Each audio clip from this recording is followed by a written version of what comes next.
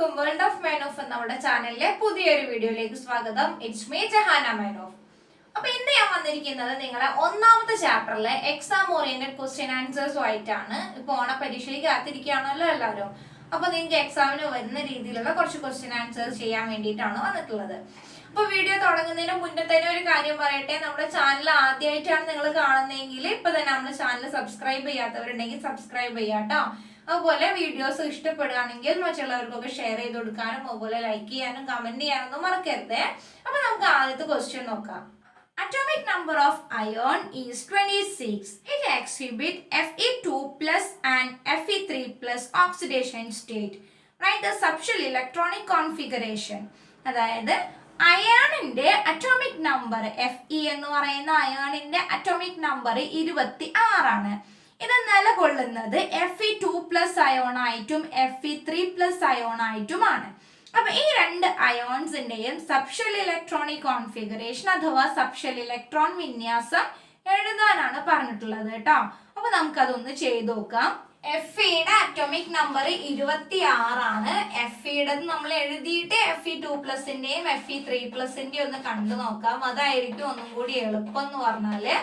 അപ്പൊ Feന്റെ ആദ്യം ഒന്ന് എഴുതി നോക്കാം. Subshell configuration 1s2 2s2 2p6 3s2 3p6 3d6 4s2.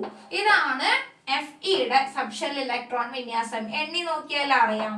2 4 6 10 12 6 2 20 പിന്നെ 6 26 കിട്ടിയല്ലോ.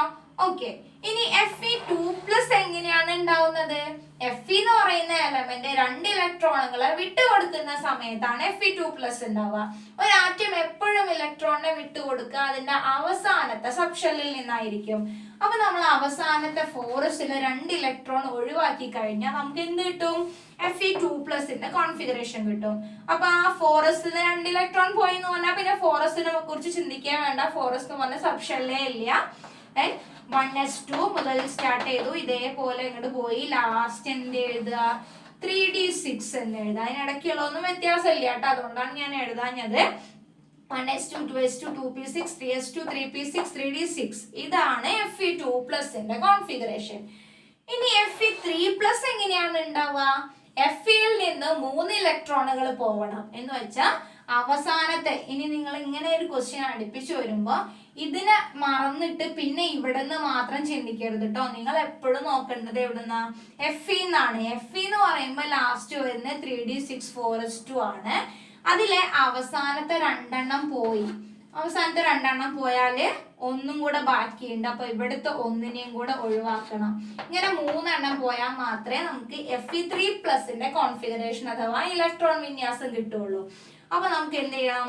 ഫസ്റ്റ് 1s2 പിന്നെ 2s2 പിന്നെ 2p6 പിന്നെ 3s2 പിന്നെ 3p6 then 3d ഒന്ന് പോണം. 3d ഒന്ന് പോയി കഴിഞ്ഞാൽ 3d5 ആവും.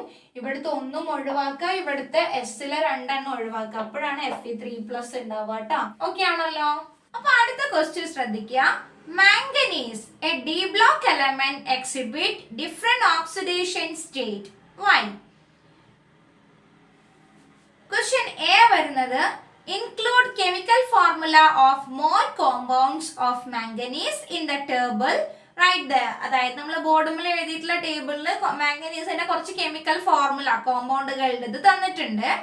Oxidation state and subshell electronic configuration ആണ് കണ്ടെത്താൻ പറഞ്ഞിട്ടുള്ളത്. Right there oxidation state and subshell electronic configuration. അപ്പൊ ഇവിടെ ക്വസ്റ്റ്യൻ ചോദിച്ചിട്ടുള്ളത് ആദ്യത്തെ എന്താണ്? മാംഗനീസ് എന്ന് പറഞ്ഞാൽ ഒരു ഡി ബ്ലോക്ക് മൂലകമാണ്, ഒരു ഡി ബ്ലോക്ക് എലമെന്റ് ആണ്. അത് ഡിഫറെന്റ് ഓക്സിഡേഷൻ സ്റ്റേറ്റ് അല്ലെങ്കിൽ വ്യത്യസ്ത ഓക്സീകരണാവസ്ഥ കാണിക്കാറുണ്ട്. അത് എന്തുകൊണ്ടാണ്?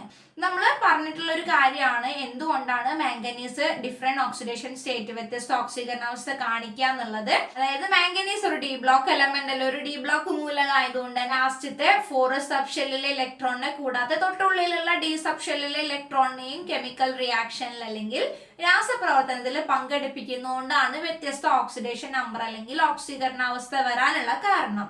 ഇനി ഇതിൽ ആദ്യത്തെ ക്വസ്റ്റ്യൻ പറഞ്ഞ എന്താണ്? ഈ ബോർഡുമിൽ എഴുതിയിട്ടുള്ള 3 കോമ്പൗണ്ടുകളിൽ നിന്ന് ഇവരുടെ മാംഗനീസിന്റെ ഓക്സിഡേഷൻ നമ്പറും ആ അയോണുകളുടെ കോൺഫിഗറേഷനും കാണാനാണ്. അതായത് ഈ മാംഗനീസിന്റെ ഓക്സീകരണാവസ്ഥയും അതുപോലെ അയോണുകളുടെ സബ്ഷെൽ ഇലക്ട്രോൺ വിന്യാസവും എഴുതാനാണ് കേട്ടോ. ഇനി ബി ക്വസ്റ്റ്യൻ തന്നിരിക്കുന്ന എന്താണ്? Write the oxidation number and subshell electronic configuration of potassium and oxygen. അതായത് ഈ തന്നിരിക്കുന്നവയിൽ നിന്നുള്ള പൊട്ടാസ്യത്തിന്റെയും ഓക്സിജന്റെയും ഇലക്ട്രോണിക് കോൺഫിഗറേഷൻ അഥവാ ഇലക്ട്രോൺ വിന്യാസം എഴുതാനും അതുപോലെ അതിന്റെ ഓക്സിഡേഷൻ നമ്പർ കണ്ടെത്താനുമാണ് പറഞ്ഞിട്ടുള്ളത്. അപ്പൊ നമുക്ക് അത്രയും കാര്യങ്ങളൊന്ന് ചെയ്ത് നോക്കാം. അപ്പൊ ഇവിടെ ആദ്യം തന്നെ നമ്മൾ കാണുന്നത് MnO2ലെ Mnന്റെ ഓക്സീകരണാവസ്ഥ അല്ലെങ്കിൽ ഓക്സിഡേഷൻ നമ്പർ ആണ്. അപ്പൊ ഓക്സിഡേഷൻ നമ്പർ കാണുന്നത് എങ്ങനെയാന്നുള്ളത് നിങ്ങൾ കഴിഞ്ഞ വർഷം 9th പഠിച്ചിട്ടുണ്ട്. ഞാൻ വീണ്ടും ഒന്നും കൂടെ ശ്രദ്ധിക്കുക, 10th പഠിക്കാണ്ട് എക്സാമിന് ചോദിക്കുന്ന ഒരു ക്വസ്റ്റ്യൻ ആണ് കേട്ടോ. അപ്പൊ അറിയാത്ത Mnന് പകരം നമ്മൾ X എന്ന് എഴുതി കൊടുക്കുക. ഓക്സിജന്റെ ഓക്സിഡേഷൻ നമ്പർ അഥവാ ഓക്സീകരണ അവസ്ഥ -2 ആണ്. ഒന്നുകിൽ അത് ക്വസ്റ്റ്യൻ പേപ്പറിൽ തരും, അല്ലെങ്കിൽ നിങ്ങൾ കാണാതെ പഠിച്ചിരിക്കുക. ഓക്സിജൻ -2 ആണ്. ദെൻ 2 ഓക്സിജൻ ഉള്ളതുകൊണ്ട് *2 എന്ന് എഴുതി കൊടുക്കുക. ഇനി ഒരു ഈക്വൽ സൈൻ ഇട്ടിട്ട് 0 എന്ന് എഴുതുക. അതായത് 0 ആയിട്ട് ഒരു ഇക്വേഷൻ ആക്കി കാൽക്കുലേറ്റ് ചെയ്ത് കഴിഞ്ഞാലേ നമുക്ക് അതിൽ Mnന്റെ വാല്യൂ കിട്ടുള്ളൂ. എക്സിന്റെ വാല്യൂ ആണ് നമ്മളിവിടെ കണ്ടുപിടിക്കേണ്ടത് കേട്ടോ. അപ്പൊ നമുക്ക് X കണ്ടെത്താം. X പ്ലസ് -2 × 2 എന്ന് പറഞ്ഞാൽ -4 ആണ് സമം 0. ദെൻ X പ്ലസും മൈനസ് ഒരുമിച്ച് വരുമ്പോൾ നമുക്ക് മൈനസ് എഴുതാം. X - 4 = 0. ഇതൊക്കെ മാത്സ് ആണ് കേട്ടോ. ഇനി എക്സിന്റെ വാല്യൂ കാണാൻ വേണ്ടിയിട്ട് ഈക്വൽ സൈനിന്റെ അപ്പുറത്തോട്ട് നമ്മൾ ഈ 4നെ കൊണ്ടുപോകുന്നു. -4 പുറത്തോട്ട് പോകുമ്പോൾ +4 ആയിട്ട് മാറും. അപ്പൊ ഇവിടുത്തെ എക്സിന്റെ വാല്യൂ എന്ന് പറഞ്ഞാൽ +4 ആണ്. അപ്പൊ നമ്മൾ അത് എങ്ങനെ എഴുതുക? Mnന്റെ ഓക്സിഡേഷൻ നമ്പർ +4 എന്നാണ് എഴുതേണ്ടത് കേട്ടോ. ഇനി അടുത്ത എലമെന്റിന്റെ കണ്ടെത്തി നോക്കാം. KMnO4 ആണ്. Kയുടേത് +1 ആണ് വരിക. പ്ലസ് ഇതൊക്കെ നിങ്ങൾ കാണാതെ പഠിച്ചിരിക്കണം കേട്ടോ. Kയുടെ +1 ആണ്. കുറച്ചെണ്ണം എക്സാമ്പിൾ പഠിക്കണം. ദെൻ ഈ Mn ഒക്കെ വരുന്നത് ഡി ബ്ലോക്കിലായതുകൊണ്ടാണ് ഡിഫറെന്റ് ഓക്സിഡേഷൻ നമ്പർ അല്ലെങ്കിൽ വ്യത്യസ്ത ഓക്സീകരണാവസ്ഥ വരാനുള്ള കാരണം. അതല്ലാത്തവർക്കൊന്നും പ്രശ്നമില്ല. ഇനി അറിയാത്ത Mn നമ്മൾ X എന്ന് കൊടുക്കുക. ഇനി ഓയുടെ ഓക്സിഡേഷൻ നമ്പർ നേരത്തെ പറഞ്ഞ പോലെ -2 ആണ്. O 4 എണ്ണം വരുന്നോണ്ട് *4 ഇടുക. ഇവിടെ ഒരു 0 ഇട്ട് കൊടുക്കുക. ഓക്കെ, ഇക്വേഷൻ ആക്കുക. ഇനി കാൽക്കുലേറ്റ് ചെയ്യാം. അപ്പൊ +1ന് ഞാൻ ഇപ്പൊ തൽക്കാലം 1 മാത്രമേ എഴുതുന്നുള്ളൂ. X എന്ന് എഴുതുന്നു. -2 × 4 എന്ന് പറയുമ്പോൾ -8 ആണ് വരിക. =0. ഇനി 1 + X പ്ലസും മൈനസും വരുമ്പോൾ മൈനസ് ആവും. 8 = 0. ഇനി Xനെ മാത്രം ഇവിടെ നിർത്തിക്കൊണ്ട് -8നെ പുറത്തോട്ട് കൊണ്ടുപോകുമ്പോൾ +8 ആവും. +1നെ പുറത്തോട്ട് കൊണ്ടുപോകുമ്പോൾ -1 ആവും. എന്ന് വെച്ചാൽ നമുക്ക് ആൻസർ എത്രയാ കിട്ടുക? +7 ആണ് കിട്ടുക. അപ്പൊ KMnO4ലെ Mnന്റെ ഓക്സിഡേഷൻ നമ്പർ +7 ആണ്. അപ്പൊ Mn 7+ എന്ന് എഴുതണം കേട്ടോ. നമുക്ക് അതിന്റെയൊക്കെ ഇലക്ട്രോണിക് കോൺഫിഗറേഷൻ ഇലക്ട്രോൺ വിന്യാസം എഴുതണം. അതിനാണ് അപ്പുറത്ത് സ്ഥലം ഒഴിച്ചിട്ടുള്ളത്. ഇനി നമുക്ക് Mn2O3ലെ Mnന്റെ ഓക്സിഡേഷൻ നമ്പറും കൂടെ ഒന്ന് കണ്ടെത്തി നോക്കാം. Mn2O3 ആണ്. Mnനെ നമുക്ക് അറിയൂല, അപ്പൊ X എന്ന് കൊടുക്കണം. Mn 2 എണ്ണം ഉള്ളതുകൊണ്ട് 2X എന്ന് കൊടുക്കുക കേട്ടോ. ദെൻ X 2 എന്നല്ല എഴുതേണ്ടത്, 2X. X × 2 2 Mn ഉള്ളതുകൊണ്ട് 2X എന്ന് കൊടുക്കുക. ഇനി ഓക്സിജൻ്റെത് -2 കൊടുക്കുക.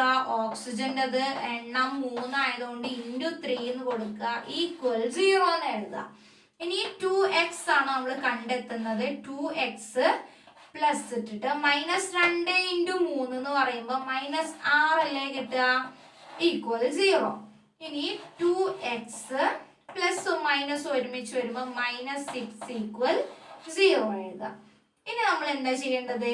2Xനെ മാത്രം ഒന്ന് കണ്ടെത്തി നോക്കുക. -6നെ നമ്മൾ പുറത്തോട്ട് കൊണ്ടുപോകുമ്പോൾ +6 ആയിട്ട് മാറും. ഇത്രയും സ്റ്റെപ്പ് ഒക്കെ മാത്സ് അറിയുന്നവർ ചെയ്യേണ്ട ആവശ്യമില്ല കേട്ടോ. എല്ലാവർക്കും മനസ്സിലാവാനാണ് ഓരോരോ സ്റ്റെപ്പിൽ എഴുതുന്നത്. ഇനി നമുക്ക് ഇതിന് X മാത്രം കാണാൻ എന്താ ചെയ്യാ? ഈ Xന്റെ കൂടെയുള്ള *2 ഉണ്ടല്ലോ, അതിനെ ഈക്വൽ സൈനിന്റെ പുറത്തോട്ട് കൊണ്ടുപോവുക. *2 ഇപ്പുറത്തോട്ട് വരുമ്പോൾ, അതായത് മൾട്ടിപ്ലിക്കേഷൻ ഗുണിക്കണം, 2 പുറത്തോട്ട് വരുമ്പോൾ ഹരിക്കണം, /2 ആയിട്ട് മാറും. അപ്പൊ 6/2 എന്ന് കിട്ടും. എന്ന് വെച്ചാൽ നമുക്ക് ആൻസർ എത്രയാ കിട്ടുന്നത്? +3 ആണ് കിട്ടുക. അപ്പൊ Mn2O3യിലെ Mnന്റെ ഓക്സിഡേഷൻ നമ്പർ എന്ന് പറഞ്ഞാല് 3+ ആണ്. ഓക്കെ ആണല്ലോ? ഈ മൂന്നെണ്ണത്തിലെയും Mnന്റെ ഓക്സിഡേഷൻ നമ്പർ കിട്ടിയില്ലേ? ഇനി നമുക്ക് ഇവരുടെ ഇലക്ട്രോണിക് കോൺഫിഗറേഷൻ അഥവാ ഇലക്ട്രോൺ വിന്യാസം എഴുതണം. അപ്പൊ Mnന്റേത് ആദ്യം ഒന്ന് എഴുതി നോക്കാം നമുക്ക്. Mn എന്ന് പറഞ്ഞാൽ 25 ആണ്. 1s2 2s2 2p6 3s2 3p6 3d5 4s2. ഇതാണ് Mnന്റെ കോൺഫിഗറേഷൻ അഥവാ ഇലക്ട്രോൺ വിന്യാസം വരെ ട്ടോ. Mn 4+ ആണ് ആദ്യത്തേത്. അപ്പൊ 4 ഇലക്ട്രോൺ ഒഴിവാക്കണം. എന്ന് വെച്ചാൽ ഇവിടുത്തെ 2 എണ്ണത്തിനെയും ഇവിടുത്തെ 2 എണ്ണത്തിനെയും ഒഴിവാക്കണം. അപ്പൊ ഇതിൽ 5ന്ന് 2 ഒഴിവാക്കി കഴിഞ്ഞാൽ 3 ഉണ്ടാവും. അപ്പൊ എന്താ ഇലക്ട്രോൺ വിന്യാസം വരിക? 1s2 2s2 2p6 3s2 3p6 3d 2 ഒഴിവാക്കുക. അപ്പൊ 3d3 എന്ന് വരും. ഓക്കെ ആണല്ലോ? ഇനി നമ്മൾ രണ്ടാമത്തെ എഴുതേണ്ടത് Mn7+ ആണ്. 7 ഇലക്ട്രോണുകൾ ഒഴിവാക്കണം. 7 ഇലക്ട്രോൺ ഒഴിവാക്കുമ്പോൾ Mnലെ അവസാനത്തെ 2 ഒഴിവാക്കണം. പിന്നത്തേത് 5 ഒഴിവാക്കണം. അപ്പോഴേ 7 ആവുള്ളൂ. അപ്പൊ 1s2 മുതൽ 3p6 വരെ എഴുതുക. 1s2 മുതൽ 2s2 2p6 3s2 then last എന്ത് കിട്ടും? 3p6 കിട്ടും. നിങ്ങൾ നോട്ടിലേക്ക് എഴുതുമ്പോൾ ഇതൊക്കെ ഒന്ന് ഫില്ല് ചെയ്തോളണേ. ഇനി Mn3+ ആണ് കാണാൻ പറഞ്ഞിട്ടുള്ളത്. 3 ഇലക്ട്രോണിനെയാണ് ഒഴിവാക്കേണ്ടത്. ഇവിടുത്തെ 2 എണ്ണത്തിനെ ഒഴിവാക്കുക. ഇതിന്ന് 1 ഒഴിവാക്കിയാൽ മതി. ടോട്ടൽ 3 എണ്ണം മതിയല്ലോ ഒഴിവാക്കേണ്ടത്. അപ്പൊ നമുക്ക് ഇവിടുത്തെ 5ന്ന് 1 കുറയ്ക്കുക വേണ്ട. അപ്പൊ 4 എണ്ണം ഡി സബ്ഷെല്ലിൽ വരും. അപ്പൊ നമുക്ക് എന്താ കിട്ടുക? 1s2 2s2 2p6 3s2 കഴിഞ്ഞു. ലാസ്റ്റ് 3p6 കഴിഞ്ഞു. ലാസ്റ്റ് 3dയില് 5 എണ്ണത്തിന് പകരം 1 കുറയ്ക്കുക. അപ്പൊ നമുക്ക് 3d4 കിട്ടും. ഓക്കെ അല്ലേ? ഈ 3 എണ്ണത്തിന്റെയും അയോണുകളുടെ ഇലക്ട്രോണിക് കോൺഫിഗറേഷൻ അഥവാ ഇലക്ട്രോൺ വിന്യാസമാണ് നമ്മൾ എഴുതിയിട്ടുള്ളത്. ഇനി ഈ ക്വസ്റ്റ്യൻ ഒരു ബി ക്വസ്റ്റ്യൻ ഉണ്ടായിരുന്നു. ഇതിലൊക്കെയുള്ള കെയുടെയും ഒയുടെയും ഇലക്ട്രോണിക് കോൺഫിഗറേഷൻ എഴുതാൻ ഇവരുടെ അയോൺസിന്റെ കേട്ടോ. കെയുടെ അയോൺ എന്ന് പറയുമ്പോൾ K+ ആണ് വരിക. ഒയുടെ അയോൺ എന്ന് പറയുമ്പോൾ O2- ആണ് വരിക കേട്ടോ. അതായത് ഓക്ക് മൈനസ് ചാർജ് ആണുള്ളത്. നമ്മൾ നേരത്തെ ചെയ്തല്ലോ.